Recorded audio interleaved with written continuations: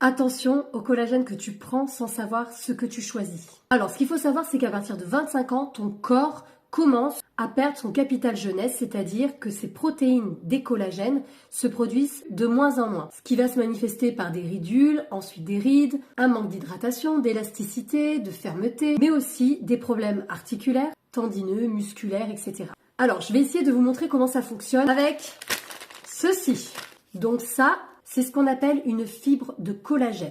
Il y a plusieurs fils, il y a plusieurs collagènes. Dans cette fibre de collagène, on retrouve une molécule de collagène. Vous voyez cette petite structure en triple hélice? C'est ce qu'on appelle du collagène natif. Et ça, tu peux zapper, ça ne fonctionne pas. Ton corps ne saura pas quoi en faire. Donc ça ne sert strictement à rien. Alors, on va passer par des processus d'hydrolysation comme ceci.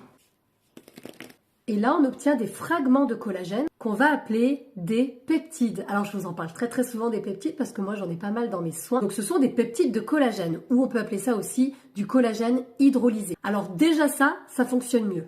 Mais attention, on peut encore faire mieux que ça. Ici, on a bien du collagène hydrolysé. Donc, le poids moléculaire est de 7000 Dalton. Alors ça te parle absolument pas, mais je te le dis quand même. En gros, clairement, c'est pas ce qui se fait le mieux.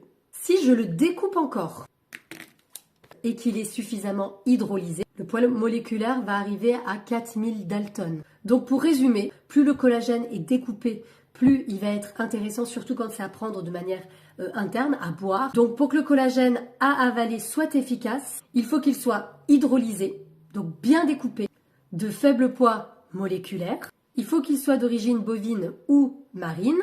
Et ça va agir sur la peau, sur les articulations, sur les tendons, sur les muscles. Et il y a plusieurs types de collagène. Donc après, on veille aussi à ça en fonction de ce qu'on veut cibler. Et la dernière chose à ajouter pour que votre collagène soit efficace, soit vraiment intéressant et que votre corps puisse en faire quelque chose, c'est qu'il soit associé à de la vitamine C, comme je vous le dis assez souvent. Parce que la vitamine C permet de recréer du collagène dans l'organisme. Donc il ne suffit pas juste de manger des protéines pour faire du collagène. Ça peut aider. Mais pensez bien que le collagène est une protéine qui est unique, composée d'hydroxyproline, d'hydroxyline, attention au mot barbare, et de glycine. Et donc la seule façon de l'obtenir dans l'alimentation, c'est de manger comme nos anciens mangeaient, de faire des bouillons d'os ou d'arêtes de poisson par exemple, ou encore de carcasses de poulet, de manger des abats, etc. etc.